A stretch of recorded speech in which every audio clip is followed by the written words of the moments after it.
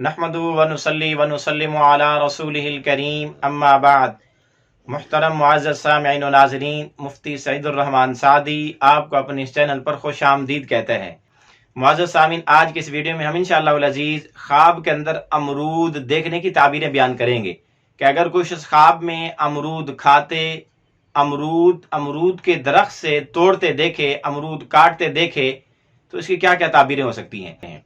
جس شخص نے خواب کے اندر امرود دیکھا اور اس موسم میں خواب دیکھا جس موسم میں امرود آتے ہیں، امرود وافر مقدار میں ہوتے ہیں، اگر امرود آنے اترنے پکنے کے موسم میں، امرود کی فصل کے موسم میں خواب کے اندر امرود دیکھے اور سبز رنگ کا دیکھے اور میٹھا دیکھے تو اس کی تعبیر یہ ہے کہ خواب دیکھنے والے کو حلال مال ملے گا۔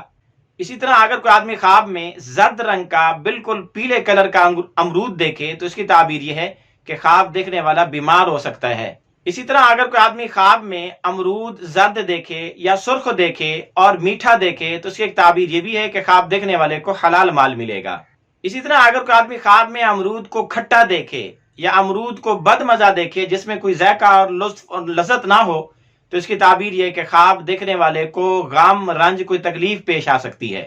اسی طرح اگر کوئی موسم کے اندر امرود دیکھے اور اس کو کھائے تو دنیا کا کوئی نفع حاصل ہونے اور اپنی مراد پانے، آرزو اور تمنا کے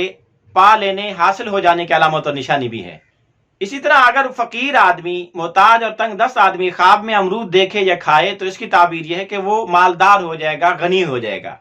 اگر غیر شادی شدہ مرد خواب کے اندر امرود دیکھے تو اس کی تعبیر یہ ہے کہ عنقریب اس کی شادی ہو جائے گی۔